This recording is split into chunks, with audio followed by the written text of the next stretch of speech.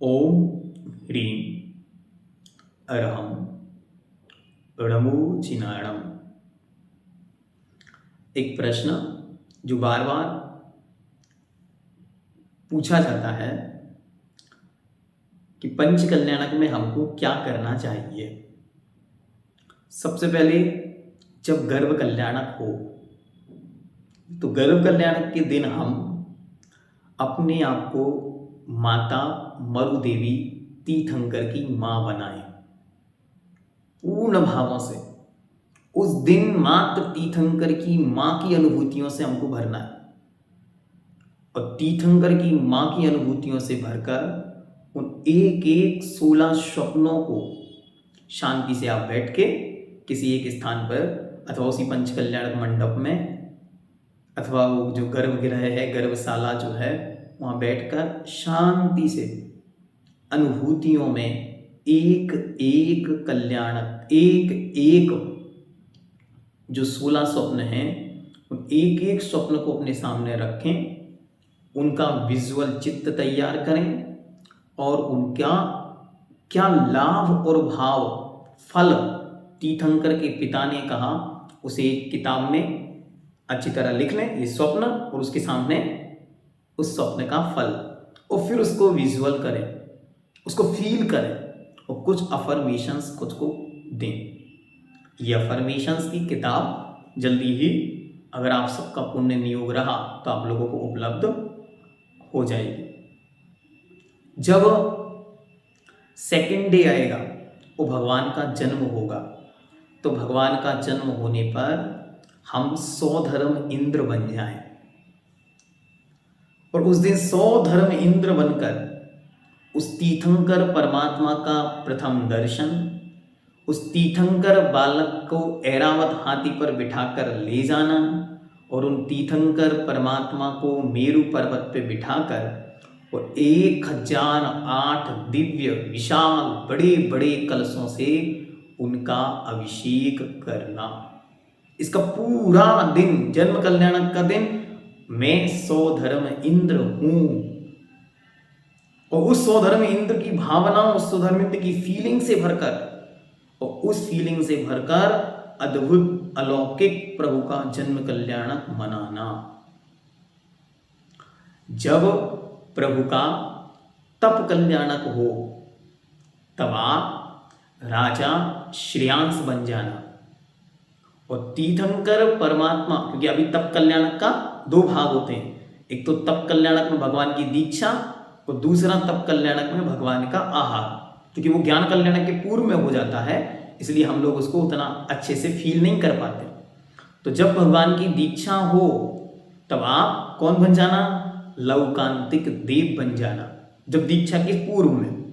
और तीर्थंकर परमात्मा की वैराग्य की अनुमोदना करना, उस दिन आप 12 भावनाओं का चिंतन करना और ऐसा महसूस करना कि हे तीर्थंकर परमात्मा अनंतों बार ये 12 भावनाएं हमने भाई लेकिन आज तक ऐसा शुभ दिन नहीं आया कि जब ये 12 भावनाएं भाई गई वो अंतिम वैराग्य हो। उसके बाद किसी वैराग्य की जरूरत ही नहीं। देखो माता मरुदेवी इसलिए नहीं बनना कि माता मरुदेवी कोई अलग वस्तु है। माता मरुदेवी उस बालक को जन्म देने वाली है कि इसके बाद उनके गर्भ में कोई संतान नहीं आएगी और उस बालक फिर से कभी किसी गर्भ में नहीं जाएगा। 100 धर्म इंद्र इसीलिए उन तीर्थंकर परमात्मा का नाहन कर रहे हैं कि इसके बाद अब ये बालक का फिर कभी जन्म नहीं होगा और मैं भी अब आने वाले भवों में संसार से मुक्त हो जाऊंगा, मुझे भी स्नान की जरूरत नहीं पड़ेगी। लोकांतिक देव बनकर ऐसी विशुद्ध 12 भावनाएं भाना कि हे भगवान वो दिन कब आएगा जब अंतिम 12 भावनाएं हमारे द्वारा भाई जाएंगी, फिर उसके बाद 12 भावनाओं की जरूरत ही नहीं पड़ेगी। ये वैराग्य उपावन माई। तो जब भगवान की दीक्षा हो उस दिन लौकांतिक देव बनकर वो बार बार 12 भावनाएं भानी है, अपनी स्वयं की 12 भावनाएं भानी है अथवा जो किताबों में लिखी हुई हैं उनको अपने सामने रखो और वहाँ दीक्षा का प्रसंग चल रहा हो या मुख से बारंबार वो 12 भावनाएं चल रही हो, कब वो दिन मेरे जीवन में घटित होगा इस पवित्र भावना के साथ। और जब वे तीर्थंकर मुनि की दीक्षा हो जाए और जब वे आहार को निकले तो हमें राजा सोम और श्रेयांस बन जाना है। क्या उस दिन क्या बनना? उस दिन सोम और श्रेयांस बनना है। और सोम और श्रेयांस की भावनाओं से भरकर कि हे प्रभु, जन्मों जन्मों का पुण्य मेरा लग जाए तो लग जाए, लेकिन जब वे तीर्थंकर परमात्मा आहार करने निकले तो मैं उनके हाथ पर एक ग्रास रख दूं, क्योंकि ये तीर्थंकर परमात्मा इस पवित्र जिन शासन की शान है। तो जितनी महान वे हैं उतना ही महान राजा श्रेयांस भी है, क्योंकि धर्म तीर्थ को भगवान तीर्थंकर परमात्मा ने बढ़ाया तो दान तीर्थ को राजा श्रेयांस ने बढ़ाया, राजा सोम ने बढ़ाया। अगर सोम और श्रेयांस उस दिन आहार नहीं देते तो हो सकता आज इन आंखों को मुनि देखने ही नहीं मिलते। क्यों? क्योंकि बिना आहार के रत्नत्रय पल नहीं सकता, बिना आहार के शरीर नहीं और शरीर के बिना रत्नत्रय नहीं। इसलिए भगवान आचार्य वर पद्मनंदी देव ने लिखा कि इस धरती पर जितनी महान आदि ब्रह्मा आदिनाथ स्वामी तीर्थंकर परमात्मा व्रत तीर्थ के प्रवर्तन से हुए, उतने ही महान राजा श्रेयांस दान तीर्थ के प्रवर्तन से हुए। इसलिए हम कौन बन जाएं? राजा श्रेयांस बनकर, और ऐसी भाव विशुद्धि कि साक्षात तीर्थंकर परमात्मा हमारी आंखों के सामने आकर खड़े हो जाएं। जब जब आप पड़गान करो तो पड़गान करते समय यही भावना भाया करो जैसी मैं भाता हूं। मैं क्या भाता हूं? आज मैं 3 लोक के क्या अढ़ाई द्वीप में जितने भी तीर्थंकर मुनि, रिद्धिधारी मुनि और अन्य आचार्य परमेष्टि विधेय आदि में जो विचर रहे हैं मुनि, साक्षात विराजमान समस्त मुनि का मैं एक साथ पड़गाहन आवाहन कर रहा हूं। वो तो मेरे पुण्य की हीनता है, सो मुझे साक्षात तीर्थंकर मुनि आज पड़गाहन को नहीं मिल रहे। मेरे पुण्य की हीनता है कि कोई रिद्धिधारी, चारण रिद्धिधारी मुनि जो ऊपर से गुजर रहे हैं वे नीचे नहीं उतर रहे हैं। अगर मेरे पुण्य की विशुद्धि होती तो साक्षात चारण रिद्धिधारी तीर्थंकरों जैसे मुनि हमारे सामने आकर ठहर जाते। तो उस दिन हमको क्या करना? उस दिन हमको तीर्थंकर परमात्मा के प्रथम आहार दाता राजा श्रेयांस बन जाना है। और जब भगवान का ज्ञान कल्याणक हो तब हमें कुबेर बन जाना है। क्या बन जाना? कुबेर बन जाना। और कुबेर बनकर ऐसी भाव शुद्धि से भरना कि हे प्रभु, 3 लोक की सारी संपत्ति ला दूं, 3 लोक का सारा सौंदर्य ला दूं, सब कुछ बिखेर दूं, बस आपके इस दिव्य सम्मोषण की ऐसी रचना करूं कि 3 लोक के हर एक जीव को एक कल्याण वाणी, ये दिव्य ध्वनि एक बार सुनने को मिल जाए। ऐसे कुबेर बन जाना, कुबेर बनकर सब कुछ उस सम्मोषण में उस दिन लुटा देना। भावना ऐसी अंतरंग विशुद्धि से भरना, हे तीर्थंकर परमात्मा, बस एक बार ऐसी अचिंत शक्ति मुझ में आ जाए कि भगवान की ये पवित्र वाणी मैं जन जन के घर घर तक पहुंचा पाऊं। ऐसी विशुद्धि से भरना कि सम्मोषण क्या है? असंख्यात जीव एक स्थान पर बैठकर समान शरण का अनुभवन करते हैं। दुनिया में किसी में ऐसी अचिंत शक्ति नहीं, असंख्यात जीव एक स्थान पर बैठ जाएं। ये तो पंचम काल का पुण्य है कि आपको ऐसे साधन मिल गए। कैसे साधन मिल गए? कि भीलवाड़ा का, तो ब्यावर का, तो अजमेर का, तो जयपुर का, तो डिस्पुर का, तो मुंबई का, तो भारत के अलग अलग राज्यों के व्यक्ति एक साथ बैठकर सुन रहे हैं। ये तो पंचम काल की आप आत्माओं की अलग पुण्य है। लेकिन उस समय जब तीर्थंकर परमात्मा साक्षात बैठे हैं, उनका उपदेश खिरना है। कौन खिराएगा? कौन खिराएगा? अरे रोकेगा तब तो खिरेगा, रोकेंगे कौन? कुबेर की अतिशय दिव्य भव्य पुण्य से सृजित जो सम्मोषण रूप महावैभव होगा, उस महावैभव में ही वे तीर्थंकर परमात्मा ठहरेंगे। तो जितना कुछ था, कहते हैं धरती पे सबसे सुंदर कोई स्थान है, उसका नाम सुधर्मा नाम की सभा है, जो सौधर्मेंद्र की सभा है, उसमें सबसे अधिक वैभव होता है। उस वैभव से भी असंख्यात गुणी वैभवशालिनी तीर्थंकर परमात्मा की उपदेश सभा समूह की रचना कुबेर करता है। और भावना आता है कि हे भगवान, सब बन गया। उसके बाद कुबेर हाथ जोड़ के कहता है कि हे भगवान, आपके उपदेश के युग में कुछ ना कर पाया, क्योंकि जो आपके मुख से झरेगा वो 3 लोक की या श्री सा गौ, ये 3 लोक की सारी संपत्ति एक साथ आपके पवित्र मुख से झरेगी। ये तो सब जड़ वैभव है, चैतन्य वैभव तो अब आपके मुख से झरेगा। तो जब भगवान का ज्ञान कल्याणक हो तो हमें क्या बन जाना है? कुबेर बन जाना।